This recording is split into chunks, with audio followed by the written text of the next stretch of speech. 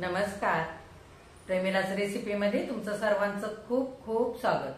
आज आपल्याला मस्त अशा ओल्या वाटाण्याच्या तिखट खुसखुशीत पुऱ्या तयार करायच्या. तुम्ही वाटाण्याच्या पुऱ्या सुक्या भाजीसोबत चटणीसोबत खाऊ शकता. मुलांच्या शाळेच्या डब्याला ऑफिसच्या डब्याला देऊ शकता. प्रवासाला कुठे जायचं असेल तरी नेऊ शकता. 2 ते 3 दिवस छान टिकतात, खराब होत नाही.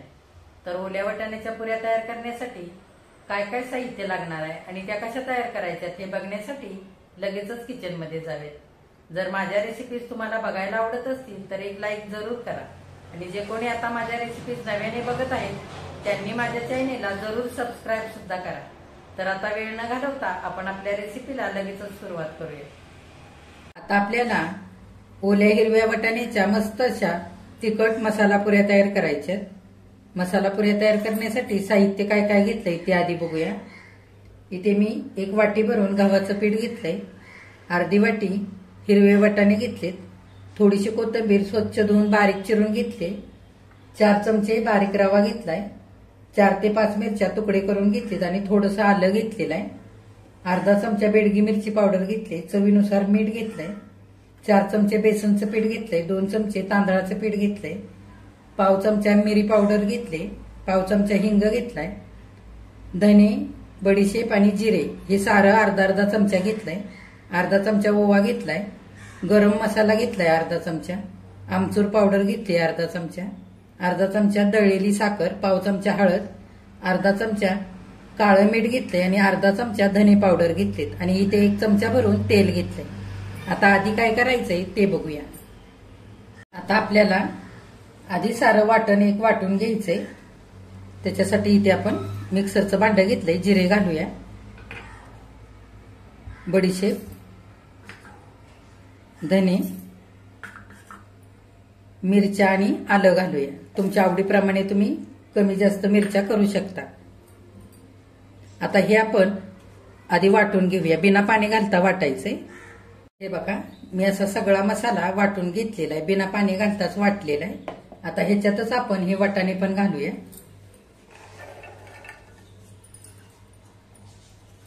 आणि 2 चमचे पाणी घालून चांगलं बारीक आता हे वाटून घेऊया. हे बघा, मिरची आणि मसाल्यांसोबत वाटाणे सुद्धा 2 चमचे पाणी घालून असे बारीक वाटून घेतलेत. आता आपण परातीमध्ये हे सारं काढून घेऊया. आता हे सगळं वाटण मी परातीमध्ये काढून घेतलेलं आहे. त्याच्यामध्ये बारीक रवा घालूया 4 चमचे आणि चांगला आपण मिक्स करूया. आता रवा मी चांगला मिक्स करून घेतलेला आहे. आता आपण झाकण घालूया आणि 5 ते 6 मिनिटं हा रवा मुरण्याकरता असंच ठेवून देऊया. आता 5 ते 6 मिनिटं झालेले, आपण झाकण उघडून बघूया. रवा छान फुललेला आहे. आता आपण ह्याच्यामध्ये गव्हाचं पीठ घालूया.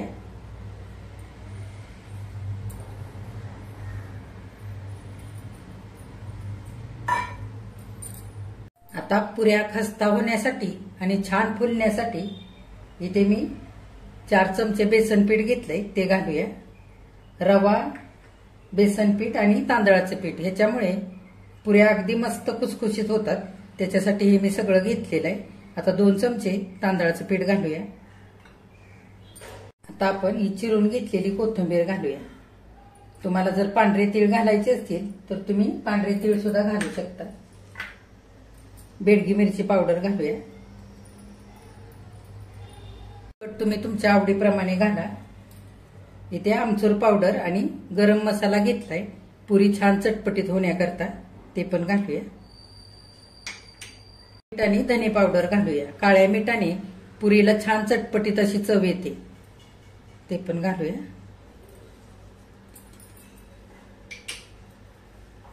इथे मिरी पावडर घेतली, ती घालूया. साखर आणि हळद घालूया. साखरेने आणि हळदीने पुरीला छान रंग येतो.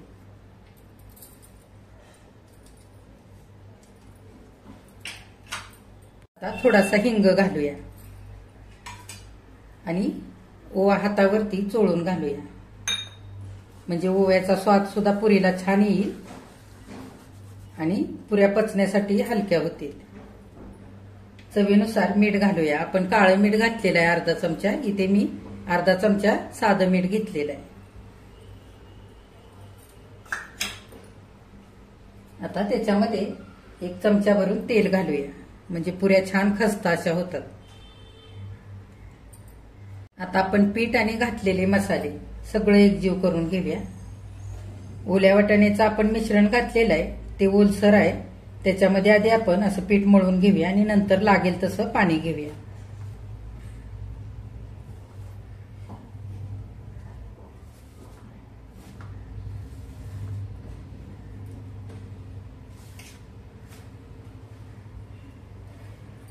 हे बघा, ओल्या वाटाण्याचं मिश्रण आणि सगळे मसाले पिठामध्ये चांगले एकजीव करून घेतलेत.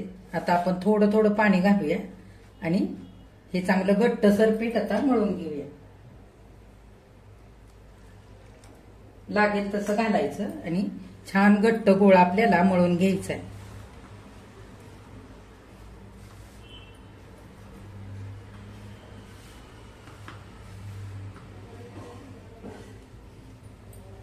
घट्ट पीठ मळून घेतलेलं आहे.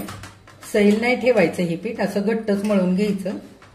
जर सैल झालं तर थोडंसं गव्हाचं पीठ घालून चांगलं परत घट्ट मळून घ्यायचं.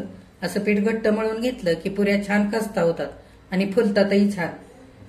आपण वाटाण्याचं मिश्रण करताना 2च चमचे पाणी वापरलेलं, त्याच्यामुळे पीठ मळताना आता वाटीभर पाणी लागलेलं आहे. अगदी थोडंसं पाणी वाटीतलं उरलेलं आहे. आता आपण 1 चमचाभर तेल घालूया आणि पुन्हा एकदा हे चांगलं पीठ मळून घेऊया. पीठ चांगलं एकजीव होईपर्यंत 2-3 मिनिटं मळून घ्यायचं, म्हणजे छान पुऱ्या फुलतात. बघा, तेल लावून मी 2-3 मिनिटं सगळं पीठ चांगलं एकजीव करून घेतलेलं आहे. चांगलं मळून घेतलंय. आता हे पीठ आपण एका दुसऱ्या भांड्यामध्ये काढूया आणि लगेचच आपल्याला ह्याच्या आता पुऱ्या करायला घ्यायच्या आहेत. पुरीसाठी आपण तेलाचा हात घेऊन गोळी तयार करून घेऊया. तुम्हाला किती मोठी पुरी करायची आहे किंवा लहान करायची आहे त्या अंदाजाने गोळे करून घ्यायचे.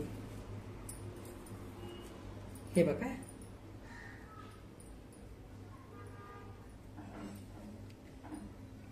असे आपण 4-5 गोळे करून घेऊया.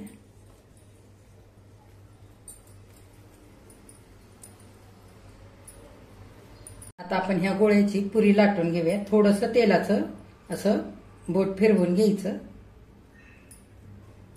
आणि पुरी लाटायची. फार पातळ पण नाही आणि फार जाड पण नाही लाटायची.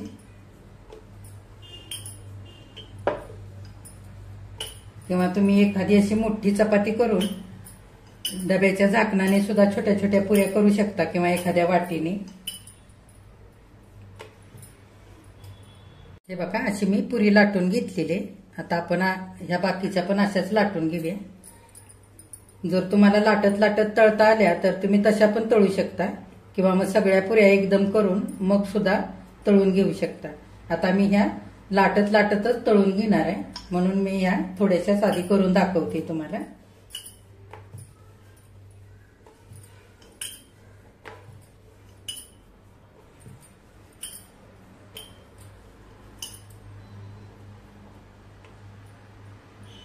बघा, सगळ्या पुऱ्या मी आता लाटून घेतलेले आणि ह्या पुऱ्या लाटताना अजिबात पीठ लागत नाही लाटण्याकरता.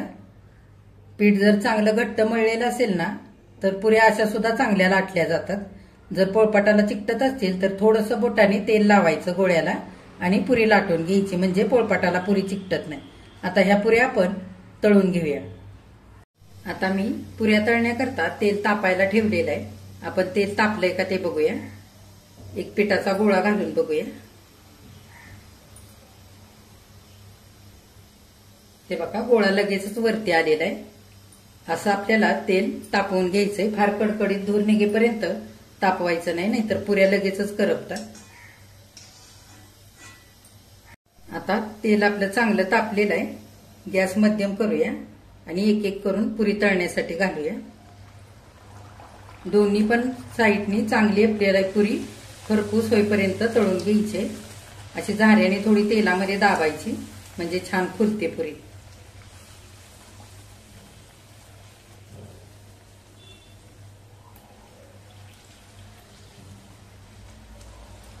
हे बघा पुरी छान तळून झालेली आहे, मस्त फुललेली. थोडीशी अशी झाऱ्याने नितळून घ्यायची आणि काढायची. हे बघा. आता आणखी एक पुरी घालूया. आता दुसरी पुरी घालूया.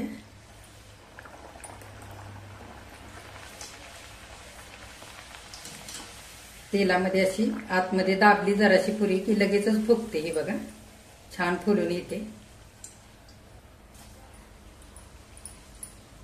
दोन्ही पण बाजूने छान खरपूस तळून घ्यायचे. हे बघा तेल निथळून आता पुरी काढून घेऊया. किती मस्त फुलली आहे बघा. आता उरलेल्या सगळ्या पुऱ्या आपण अशाच करून घेऊया. बघा हिरव्या ओल्या वाटाण्याच्या मस्त अशा खस्ता तिखट मसाल्याच्या पुऱ्या करून तयार झालेल्या आहेत खाण्यासाठी. किती छान झाल्यात बघा. रंग सुद्धा खूप सुरेख आलेला आहे पुऱ्यांना आणि चवीला खूप छान झालेले. ह्या वाटीने मी 1 वाटी वाटाणा मोजून घेतला होता. ह्याच वाटीने 2 वाट्या गव्हाचं पीठ घेतलं होतं. त्याच्यामध्ये 25 पुऱ्या अशा छोट्या छोट्या करून झालेल्या आहेत. तर ह्या पुऱ्या तुम्ही नाश्त्यासाठी बनवू शकता, मुलांच्या डब्याला बनवू शकता, ऑफिसच्या डब्याला सुद्धा देऊ शकता. ह्या पुऱ्यांसोबत तुम्ही तुमच्या आवडीची कुठलीही भाजी खाऊ शकता किंवा तुम्ही चटणीसोबत दह्यासोबत खाऊ शकता. ह्या नुसत्या पुऱ्या सुद्धा खायला खूप छान लागतात. तर ह्या पद्धतीने हिरव्या ओल्या वाटाण्याच्या पुऱ्या तुम्ही पण करून बघा. माझ्या चॅनेलला लाईक, शेअर आणि सबस्क्राईब जरूर करा. कमेंट करायला अजिबात विसरू नका. आजची पुऱ्यांची रेसिपी आवडली असेल तर एक लाईक जरूर करा. बघा ह्यातली मी एक तुम्हाला पुरी तोडून दाखवते. हे बघा मस्त खस्ता झालेले आणि चवीला पण खूप छान झाल्यात ह्या पुऱ्या. तुम्ही पण अशा हिरव्या ओल्या वाटाण्याच्या पुऱ्या बनवून बघा आणि तुमची प्रतिक्रिया जरूर कळवा. हे बघा किती मस्त झाल्यात.